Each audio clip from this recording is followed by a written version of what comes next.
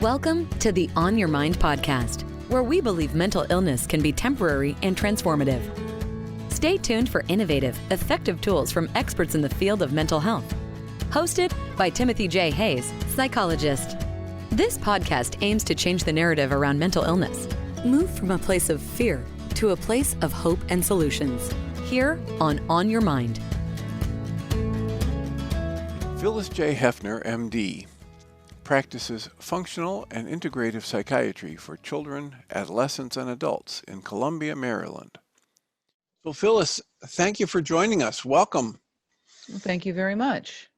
I was hoping you could tell us a little bit about what got you started in the work you're doing and what drives your passion for this work. Well, it actually started with my own health. I became very ill probably back in 2010 and went to all the conventional, medical treatments and doctors, because I was at that point a very much conventional child psychiatrist, and they couldn't help me. So I started looking other places. And, I first started looking at diet and nutrition because some of my initial symptoms had to do with digestive issues. It helped a little bit, but not enough. So I kept, pressing further and got further into other types of alternative, integrative, and then eventually functional medicine trainings, and started doing better. I got to the point where, I was not having nearly the same kind of problems, and I was able to, start doing yoga and Pilates and things like that again. And then unfortunately, I got sick again and did not realize what it was until many years later when I went to another training and figured out that I had mold illness, which, plays a big role into where I am in my practice now. But I started realizing that, I was not really helping people a whole lot with the conventional psychiatry model of basically evaluation and medication, which is what we were mainly doing, and really wanted to try to find another way to help people. And so I started using the things I was learning for myself, and started applying it to my patients, because I started realizing that many psychiatric symptoms are not just a psychiatric behavioral issue, but often the cause is something deeper, either physiological, biochemical, nutritional, something else.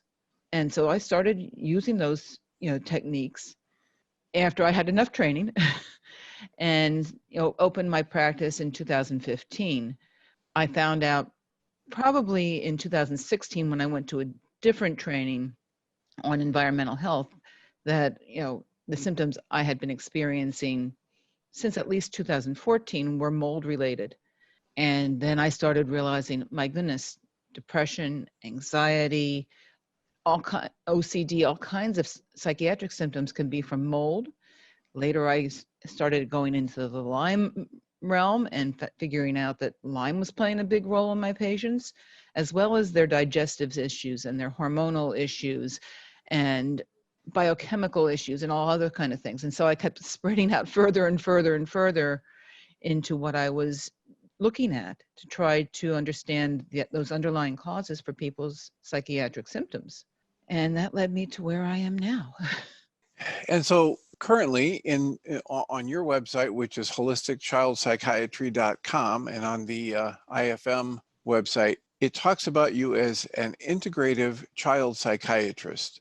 How would you say that's different? How can you educate us about how that's different from just the average child psychiatrist? I actually have changed what I call it a little bit since that time. I call it functional and integrative, and I work with children as well as adolescents, as well as adults and older adults. So I've, again, spread things out a whole lot more. Big difference is that I'm using various types of strategies, treatments, techniques, things like that, that are not at all considered conventional. Regular psychiatrist never thinks about using, say, nutrition, or never looks at using labs to figure out if there's any kind of medical or physiological reason behind someone's symptoms. They immediately just go to medication for a specific symptom. And in fact, many of my patients say, we were shocked the doctor never did any kind of testing. I also use a lot of other strategies. For instance, in my office, I have hyperbaric oxygen. I use sauna. I use something called frequency-specific microcurrent or neurofeedback or photobiomodulation or OnDemed, which is pulse electromagnetic frequencies, advanced nutrient therapy. So I'm using a lot of different techniques that general medicine doesn't even usually acknowledge. Or if they do, like for hyperbaric, it's for very limited purposes and not for issues related to inflammation or the other things that I use it for. So with that whole wide range of things, and I'm sure you didn't even give us an exhaustive list of different treatments or techniques you have, how do you decide which to use for what person and when? It depends on the person and both their symptoms as well as what I find in the testing as well as their history. So I do a very exhaustive evaluation. It includes usually at least 2.5 hours of an initial evaluation. I usually order a lot of testing. That can include conventional testing, blood testing and things like that, but I use a lot of specialty labs to look for, do they have something called mycotoxins, which are toxins from mold? Do they have Lyme or another vector-borne illness? Do they have gut issues? So there's stool testing, or something called a breath test, looking for small intestinal bacterial overgrowth, or hormonal testing. So I do a lot of testing, and then I try to pick, the treatment modalities that seem to be the most appropriate for what I'm finding. I work with my patients, so I give them options. I tell them, these are the various things that make sense. What do you feel the most comfortable with? Because they have to feel comfortable with it as well, or it's not going to be beneficial for them, or they're not going to follow through with it. So my view is always that there's never just one way you can treat someone. There are lots of ways, and we just have to find what works, and fits in best with a specific person.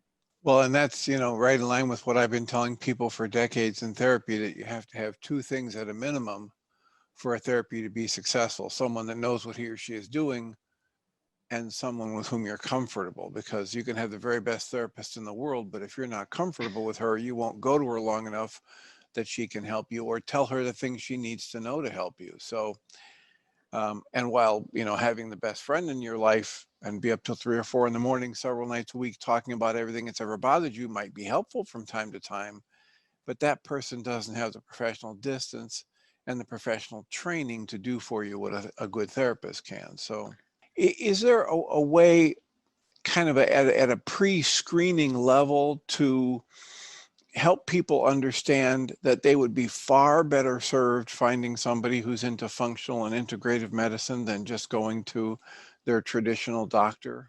There certainly are various ways. I have the website that tries to explain some of the differences.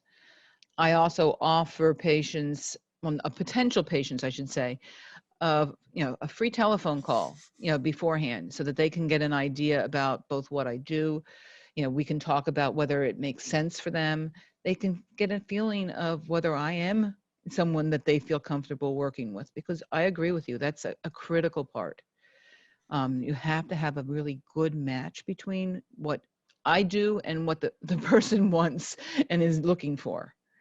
And so I offer those free calls.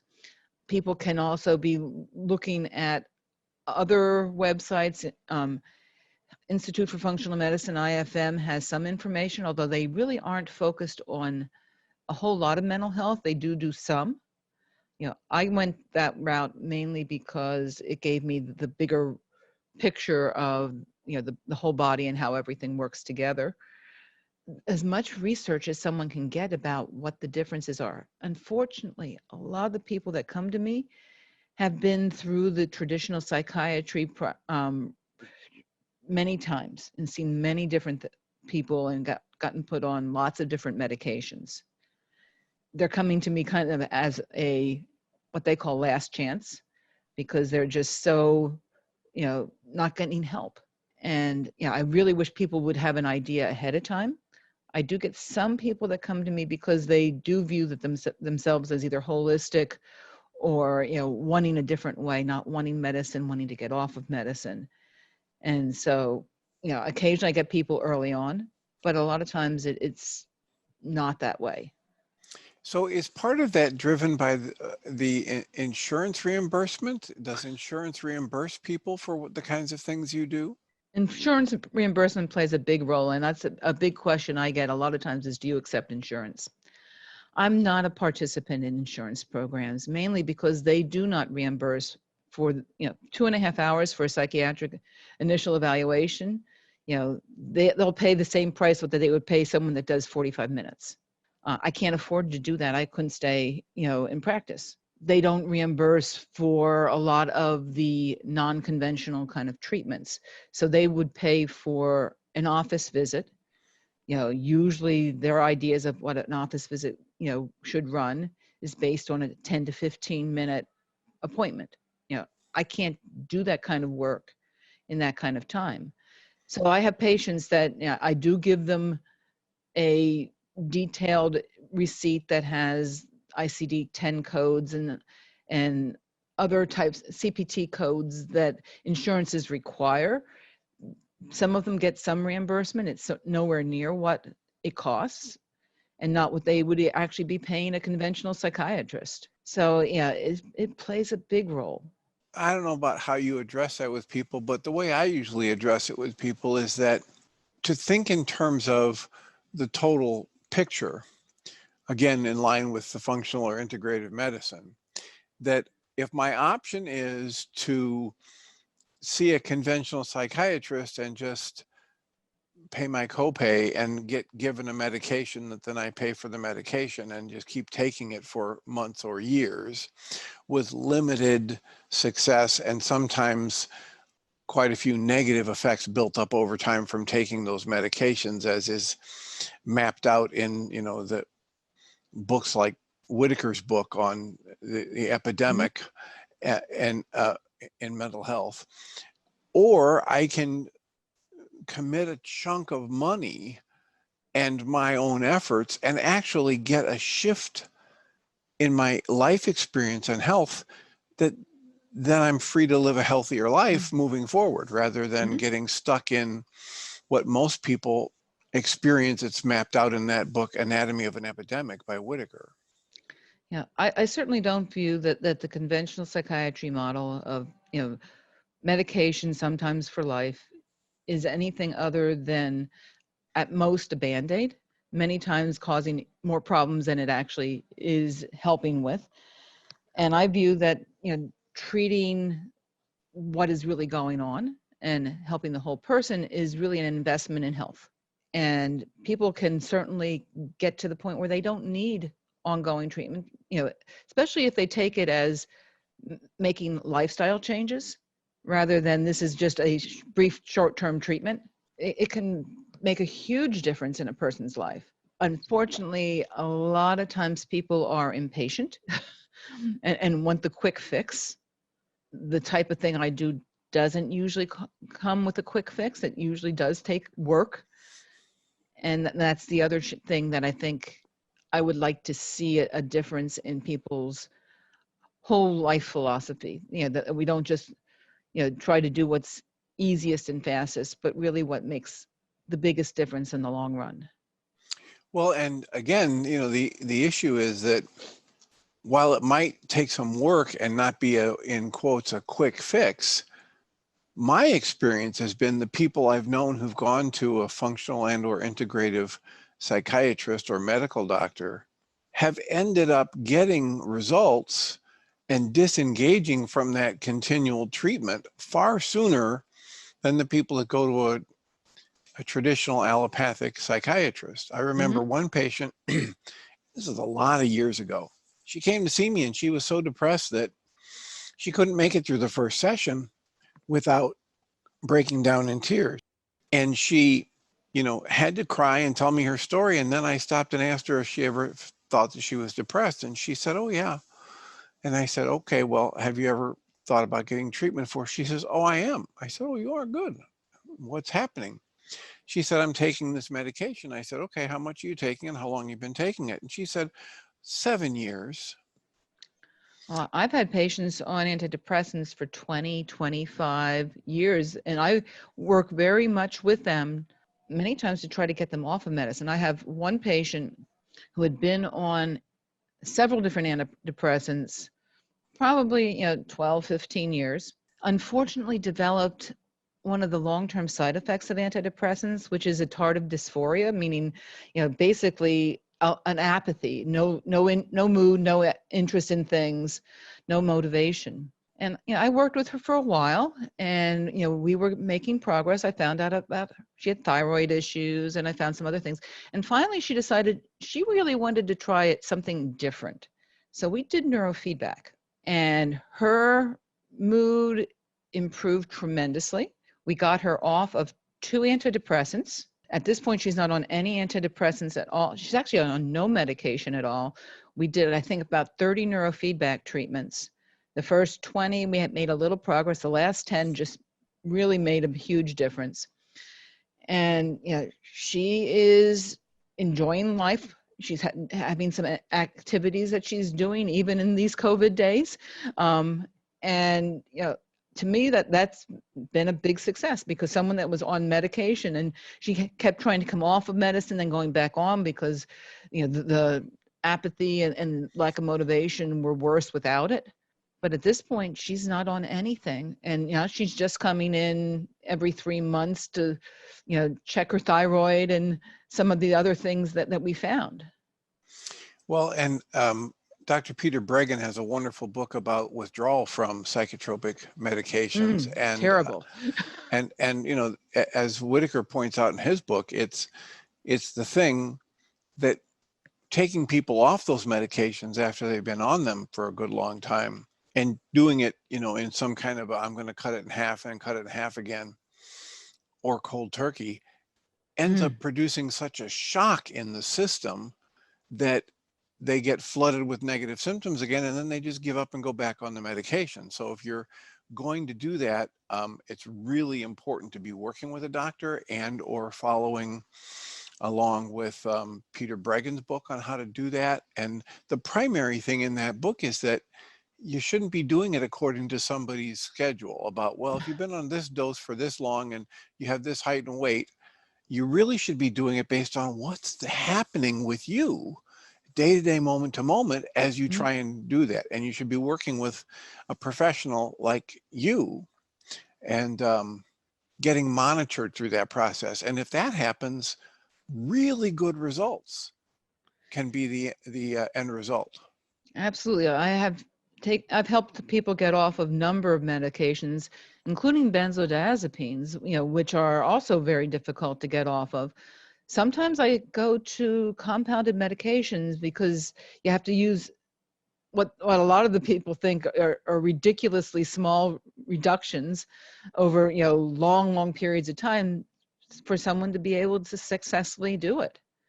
I have one woman that she was only on a tiny dose of Klonopin, and the doctors she saw before said, oh, this is nothing, you can just stop it. And it's like, no, she couldn't do that. Too many negative effects.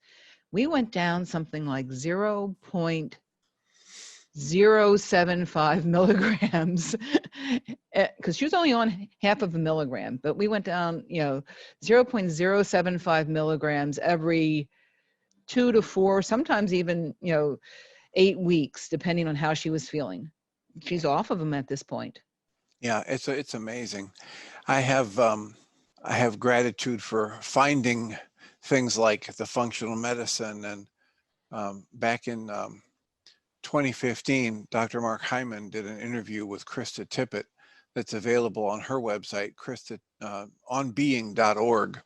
And if you just go there and search for functional medicine, 2 medical doctors and a woman philanthropist, both of whom had their own health issues and came out of it with non-traditional approaches and then started their own clinics. I think Dr. Mark Hyman has a clinic in Ohio, and I think Dr. Goodman, the psychiatrist, was the other person there.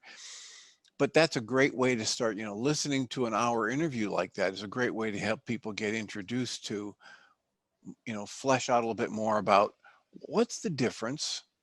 And each of those people had a story like you did, where they were going to their colleagues in the traditional allopathic medicine and coming up with nothing to be of use. And then out of desperation, they went searching outside the normal realm and fortunately found some really good things to help themselves and then turned it into helping others.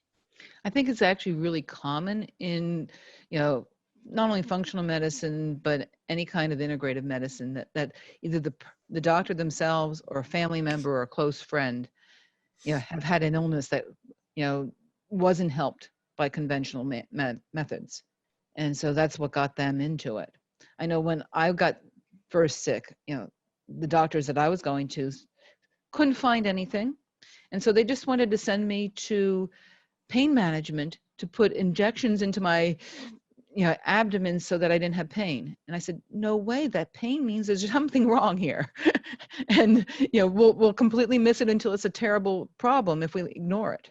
Yeah, it's some would call it a tragedy that when we're taught with a very limited set of tools, every problem seems to be requiring just the tools we have. And so while it's useful to try the tools you have in your toolkit, when they don't work, it's also useful to expand and look to other areas. And I'll tell my patients, I don't know enough about that. I have to do some research. I don't mind saying, I don't know something, but I'm also going to then try to find something else. It's why I have so many different tools right now, where a lot of times if I go to some of the programs that try to teach doctors how to open a practice, they talk about narrowing things down and getting your niche. And to me that really restricts how much I can help someone. Yeah, and I have the same issue with having been practicing therapy for so many years, that I will continue to go to new treatments or techniques or thought models and only keep those that work for me on my own personal issues. And then also they already fit in with whatever I'm already doing. And then it broadens what options I have to offer my patients. I totally agree. So what's an area of your practice we haven't even touched on yet? What's one of your favorite areas to work with? I'd say one of my favorite ones right now is something called frequency-specific microcurrent. And it uses very low microamperage type electricity. The machines are run by 9-volt batteries. So there's no shocking, there's nothing like that involved. People occasionally feel a little bit of a tingle. Some people feel nothing. Other people get very relaxed and fall asleep during it. But the frequencies are on 2 different channels. One channel is what organ or tissue you're trying to work with. And so I can do it with all the areas in the brain. I can do it with muscles. I can do it with joints. I can do it with spinal cord or all kinds of, I have laminates, double-sided laminates of, basically 5 sides of all different kinds of frequencies. The second set of frequencies is the conditions or what we're trying to have happen. So for instance, if I have someone that has issues with conductive tissue disorder called Ehlers-Danlos, and it's an issue where they have too much mobility and the connective tissue is not at its normal strength. There's a condition 124, which is repair, torn, and broken. You can do that to reduce their hypermobility and their pain. It's not a permanent thing because the condition's genetic, but it can last for a period of days to a week or so, giving them some relief. There are some other conditions, I have protocols for depression and anxiety and post-traumatic stress that, if someone is working with me, not just with that, of course, but in other ways to help their body get in what's more called a stable state. So it continues, meaning good nutrition, good sleep, things that help their body do well. It can make a huge improvement in mood issues. It can make a big difference in memory kind of things, attentional problems, in addition to all kinds of physical conditions. So it is super flexible, very, very beneficial for many people. Nothing works for everyone. So let me ask you, with that frequency specific microcurrent, if not everybody can come out to Maryland to see you, and we're putting these things out here on the internet. So if people in their area want to find somebody who works with that kind of thing, is there a name for that kind of device or for that protocol, that training you have? There are several different companies that make the devices. The overall arching organization that teaches professionals and also is a way of getting just the general public in touch with professionals is frequencyspecific.com. The person that has developed this whole series of treatments is Carolyn McMakin, and she's a chiropractor. They have a listing on there of practitioners that you can try to find someone in your area. That there's not a tremendous number of them. I think there's maybe 2,000 or 3,000 people in the world that does it. So it's not that known, but she has trainings several times a year, and more and more practitioners are getting to know about it, partly because some of the bigger names in functional medicine are starting to do it. And so they're letting people know about this practice. I think one of my mentors, Neil Nathan, for instance, is involved with this and mentions it in his book Toxic. There's a number of others. So it's another way of getting to know people. Is just going to different websites that they talk about these things, and frequencyspecific.com really does give a lot of information both about the protocols itself. There are different types of machines, but people, when I have patients, I usually have them come to the office first and do at least a few sessions. Some patients have decided to purchase, small portable units for themselves to do it at home because it makes it more convenient. But I don't usually recommend that as the first line. I usually recommend, having at least a few sessions that we can figure out what, works for them and what they need. Wonderful. Is there another area that we've just either briefly touched on or haven't mentioned yet that you want to talk about in your practice? I do a lot of various different kind of individual treatments, but I think an area that I find to be a major issue for a lot of people has to do with what some people will call either chronic inflammatory response syndrome, or they might call it mold illness or mycotoxin illness, or other types of chronic infections. And they often go together. Many of my patients might have issues with mold and have Lyme disease, or have mold and a digestive problems, with all kinds of imbalances in the bacteria in their digestive system. Because mold can really affect the immune system. It can affect the endocrine or hormonal system. It can affect the nervous system. It can cause certain kinds of cancers as well. And where it comes in with psychiatry is that it is often the cause of depression, anxiety, and other mental health symptoms. And people often don't realize that there's an issue with mold. It might be in their home and it hides really well. That's where mine was. Our home was inundated with mold issues. It can be in a school, and I've had a lot of patients that the schools are not always that good a shape. And I've had patients from schools. I've had a few professionals that got it at their offices, and again, you don't always know it's there. And so people can go for years, and the mold toxins can stay in the body, sometimes 10, 15 or more years. So you don't always, know where it comes from either. But I, always ask about environmental toxins, which includes mold, in my evaluation. And if I get any sense at all, and even sometimes if I don't, if I have, for instance, a child with PANS and PANDAS, I will always check for mold because that's one of the things that can cause PANS. PANS is pediatric acute onset neuropsychiatric symptom, which looks like a very usually abrupt onset of obsessive compulsive disorder, rages, anxiety, and all kinds of other symptoms caused usually by an infection or a toxin or mold or something like that. And I see a lot of it.